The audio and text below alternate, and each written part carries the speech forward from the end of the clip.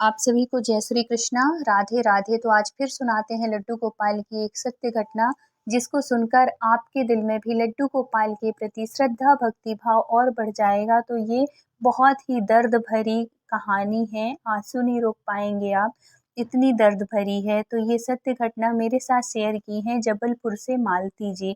तो मालती जी बताती हैं कि वैसे तो वो जॉइंट फैमिली में रहती हैं और उनके परिवार में उनकी देवरानी है, सास-ससुर हैं और ननद भी हैं, सब लोग साथ में रहते हैं। और जो मालती जी है ना, वो सच में बहुत ही अच्छी है, मतलब उनकी जितनी तारीफ़ की जाए उतनी कम है। पूजा-पाठ, घर के काम-धाम, व्यवहार, हर एक चीज़ में आगे हैं और सब उनसे बहुत प्यार भी करते हैं। लेकिन उसके बाद भी उनके मन में एक बहुत बड़ा दर्द है और बहुत दुखी भी रहती हैं। मतलब दुनिया की नज़रों में तो वो बहुत मतलब खुश हैं, लेकिन अंदर से वो बहुत दुखी हैं, टूटी हुई सी हैं। तो ऐसा क्या है उनके साथ, तो वो बताती हैं कि उनकी शादी के 6 साल हो गए हैं और 6 साल हो गए हैं, वो सब कुछ दवाई भी करवा चुकी, सब कुछ हो गया, उसके बाद भी उनके कोई बच्चे नहीं हैं अभी तक। और इस सबसे ज़्यादा दुःख इस बात का भी लगता है कि घर वाले भी कई बार बोलते हैं और उनकी जो देवरानी है ना, तो उनकी शादी के दूसरे साल ही देवरानी की भी मतलब देवर जी की भी शादी हो गई थी, तो उसके बच्चे हैं, एक बेटा है, एक बेटी है। और वो बहुत प्यार भी करती हैं, ऐसा नहीं है कि उनके बच्चे नहीं हैं तो वो प्यार नहीं करती हैं, वो बच्चों से बहुत प्यार करती हैं और बच्चे भी जो हैं वो अपनी माँ से ज़्यादा इनके पास रहना पसंद करते हैं और रहते हैं मालती जी के पास, बहुत ध्यान रखती हैं वो। तो मालती जी बताती हैं कि एक दिन तो मुझे इतना बुरा लगा, इतना रोई मैं भगवान के पास जाके कि मतलब एक दिन बता रही थी कि एक दिन क्या होता है कि मैं बच्चों को शाम का खाना खिला रही थी और अपने रूम में ही ले आई थी, क्योंकि पहले तो मैं बाहर खिला रही थी, लेकिन खिलाते-खिलाते पता नहीं क्या ऐसे वो हुआ कि मैं रूम में गई और बच्चे भी मेरे साथ पीछे आ गए। तो मैं वहीं पे अपने रूम में ही खाना खिलाने लगी। तो पता नहीं ऐसा क्या हुआ, आज तक कभी ऐसा मतलब मुझे महसूस नहीं हुआ, लेकिन उस दिन मुझे बहुत बुरा लगा था कि मेरे पीछे प्रीति भी आ गई। प्रीति उनकी देवरानी का नाम था। तो प्रीति भी पीछे-पीछे आ गई और बच्चों का हाथ पकड़ी, दोनों बच्चों का, और ले जाने लगी। तो मैं कह रही थी, मैं उससे बोली कि प्रीति क्या कर रही है? अभी तो वो बच्चे खाना खा रहे हैं, खाना खा लेने दे फिर ले जाना। तो बड़ी तेज़ आवाज़ में कहती है कि नहीं दीदी, मैं खुद खिला दूँगी। ऐसे करके बोलती है। तो मुझे बड़ा बेकार लगा कि ऐसा मैंने क्या कर दिया है कि जो ऐसे कर रही है, मुझे बड़ा दुःख हुआ। मैंने अपनी सासू माँ से भी बताया कि माँ आज प्रीति ने ऐसे किया, मुझे अच्छा नहीं लगा। तो फिर वो समझाने लगी कि अरे मालती ऐसा कुछ नहीं है, उसको सुलाने ले जाना रहा होगा, कुछ ऐसा, मतलब माँ समझाने लगी। मेरी सासू माँ भी बहुत अच्छी है। मालती आज तक कभी किसी को गलत बोल ही नहीं सकती, इतनी प्यारी। कहते हैं ना कि जो इंसान खुद अच्छा होता है उसकी नज़र में भी सब अच्छे होते हैं, सामने से वो चाहे लोग कैसे भी हों, लेकिन अच्छे इंसान को सब अच्छे ही दिखते हैं। तो ऐसे ही हाल मालती के साथ भी था। देवरानी थोड़ी वैसे स्वभाव की थी, लेकिन वो कभी उसकी बुराई नहीं बताई, कभी कुछ वो नहीं की। ऐसे अगर कभी कुछ ऐसी बात भी होती ना तो इग्नोर कर देती थी मालती और ये कह देती कोई नहीं, छोटी है। और कभी कुछ ऐसी बात भी हो जाती तो कभी किसी से नहीं बताती, हमेशा यही कहती थी कि कोई नहीं, घर है, परिवार है, जहाँ 4 बर्तन होते हैं वहाँ थोड़ी बहुत तो खनक होती ही है। ऐसे कह के बात को टाल देती थी और कभी किसी चीज़ की, किसी की भी बातों को वो नहीं करती थी, बुरा नहीं मानती थी। हमेशा सबको वो घर परिवार को लेके चलने वाली औरतों में से एक थी मालती भी। बहुत ही सभ्य, बहुत सुशील, मतलब उसकी जितनी तारीफ़ की जाए उतनी कम। लेकिन उसके जीवन में जो दर्द था उसको वही महसूस कर सकती थी, क्योंकि उसके बच्चे नहीं थे। और ये देवरानी का भी ऐसे व्यवहार उसको और ज़्यादा खलता था। वैसे उसको ना लग, क्योंकि वो पूरे टाइम बच्चों के साथ खाना पीना सब कुछ ये करना, तो उतना वो नहीं लगती थी, लेकिन कभी कभी ये इस तरीके की व्यवहार कर देती थी ना, तो उसको बड़ा बुरा लगता था। तो जब ये एक दिन उसकी जो देवरानी थी उसने ऐसे ही किया, तो वो सासू माँ से भी बताई, और फिर बाद में शाम को जब वो आरती कर रही थी, शाम को नहीं, ये तो रात में ऐसा हुआ था, सुबह के टाइम जब भी वो भगवान के पास गई होगी और भगवान के पास हाथ जोड़ के खड़ी होके कहती है कि भगवान जी, ऐसा तो मैंने ऐसा कुछ नहीं किया था, और उसको प्रीति को इतना बुरा लग जाता है, तो आप भी इतना नहीं कर सकते हो कि मेरी मेरी भी गोदी भर दो, मेरी गोदी में भी कुछ दे दो। मैं ये नहीं कहती हूँ कि मुझे बेटा ही चाहिए कि बेटी ही चाहिए, कुछ भी आप दे दो, बेटा बेटी में से कुछ भी आप दे दो, मैं स्वीकार कर रही हूँ उसको, लेकिन कुछ भी मुझे दे दो भगवान, ऐसे मुझे मत रखो इतना। मैं और आपसे कुछ भी नहीं चाहती हूँ, आप किसी भी चीज़ की कमी कर दो, मैं आपको कभी वो नहीं कहूँगी, लेकिन मेरी गोदी भर दो आप, मुझे इतना दुखी मत करो। मैं भी चाहती हूँ कि मैं अपने बच्चे को गोदी में खिलाऊं। ऐसे करके बड़ी दुखी हो जाती है और भगवान से प्रार्थना करने लगती है। इतने में क्या होता है कि एक उनकी जो काम वाली होती है, जिनको वो अम्मा कहती थी, मालती, हमेशा उनको बड़ी बुजुर्ग सी थी तो हमेशा अम्मा कहती, तो वो जो अम्मा होती हैं वो उनको खड़े उनके पास, भगवान के पास जब खड़े हुए देखती हैं तो वो समझ जाती हैं कि आज मालती जो है बहुत दुखी है। बहू रानी हमेशा कहती थी, तो कहती है आज बड़ी बहू रानी बड़ी दुखी सी लग रही हैं। तो वो भगवान के पास ऐसी खड़ी खड़ी वो देखती रहती हैं, तो वो भी प्रार्थना करती हैं कि हे भगवान, इनकी भी गोदी भर दो ना। ऐसे तो एकदम से देखती है कि अरे अम्मा खड़ी हैं, तो ऐसे दुखी हो जाती है मालती। फिर वो अम्मा ही कहती है, काम वाली ही कहती है उनसे कि बीबी जी आप ऐसे करो, बहू रानी आप ऐसे करो कि आप लड्डू गोपाल ले आओ। तो वो कहती हैं कि अम्मा लड्डू गोपाल कहाँ से लेके आऊँ मैं? तो कहती है आप कहीं से भी ले आओ, क्योंकि मैं जहाँ एक घर में और काम करती हूँ ना, उनकी जो वो हैं सासू माँ हैं, वो अपने मायके की एक बात बता रही थी कि उनके भी किसी के बच्चे नहीं हो रहे थे, तो 10 साल बाद उनके बच्चे हुए। किसी पंडित ने बताया था कि लड्डू गोपाल की सेवा करो, ज़रूर गोदी भरते हैं लड्डू गोपाल, ऐसे करके।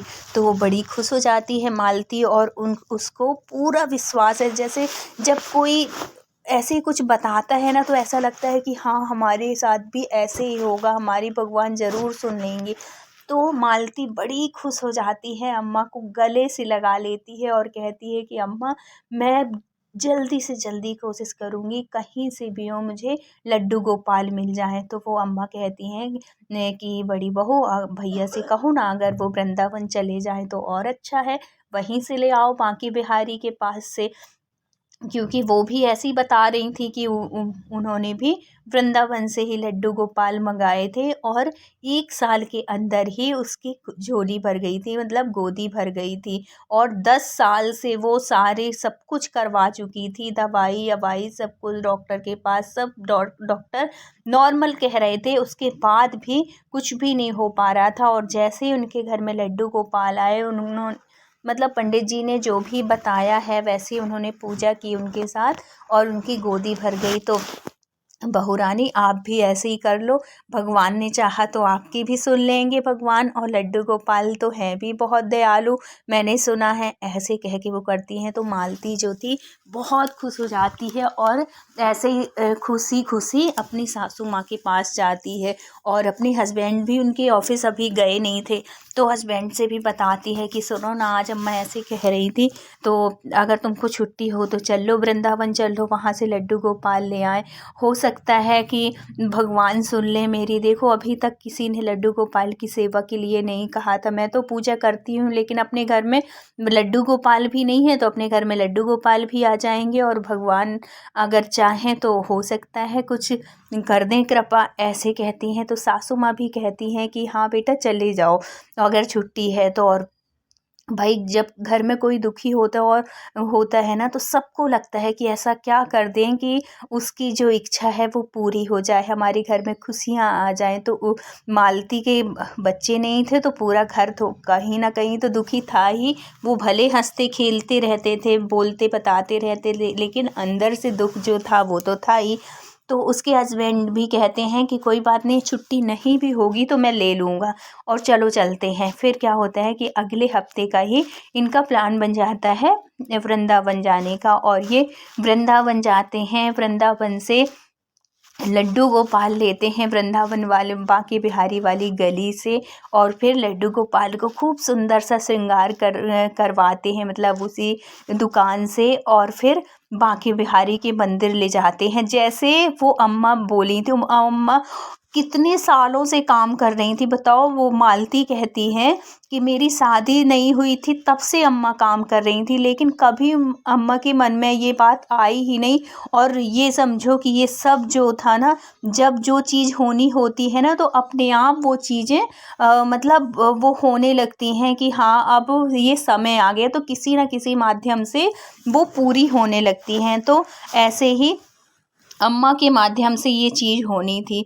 तो अब क्या होता है कि उनके मतलब मालती और मालती के हस्बैंड जब वहाँ जाते हैं, लड्डू गोपाल लेते हैं और बांके बिहारी के मंदिर में बांके बिहारी से उनके अच्छे से मतलब भेंट कराते हैं और लड्डू गोपाल को ले आते हैं। अब मालती तो यही समझ के उनकी पूजा कर रही थी कि जैसे कि अभी मेरे बच्चे नहीं हैं, तो ये ही मेरा बेटा है, ऐसे करके खूब उनका ध्यान रखती, सुबह शाम दोपहर, मतलब एक बेटे की तरह। और उनके बच्चे भी नहीं थे, तो उनको वो जो भाव आता था ना, तो उनको ऐसा लगता था कि बिल्कुल मेरा बेटा ही है। मतलब उसको इतना ध्यान रखती थी, इतना ध्यान रखती थी कि एक एक पल का उनको ऐसा लगता है कि अब मुस्कुरा रहा है, अब ये दुखी है, अब इसको ये चाहिए, अब इसको ये मतलब एक बच्चे की तरह। और भगवान की कृपा से, वो लड्डू गोपाल की कृपा से उनको 1 साल के अंदर ही ये खुशखबरी मिल जाती है कि वो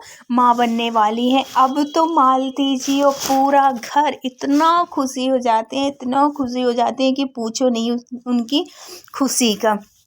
अब क्या होता है कि जब और कुछ महीने के बाद इनको बेटा होता है, जिसका नाम ये रखते हैं माधव, क्योंकि ये कान्हा तो थे ही, और कान्हा के नाम से ही वो माधव रखती है। अब वो पूरे टाइम माधव माधव माधव में लगी रहती। अब ये जो कान्हा जी थे इनके, और जो इतना प्यार करती थी मालती जी, अब थोड़ी सा इनका जो मन है, क्योंकि बेटा हो गया था, और अब इनका मन थोड़ी सा वो होने लगा, बेटे में ज़्यादा हो गया। अब भाई स्वाभाविक बात है, जब बच्चा सामने रहेगा तो वो उसी में, और पूरे टाइम छोटा है, कहीं ये करना कहीं वो करना। अब वो वैसे प्यार वो बहुत करती थी अपने कान्हा से भी, लड्डू गोपाल से बहुत प्यार करती थी, लेकिन थोड़ी बहुत उनका ध्यान वो होने लगा।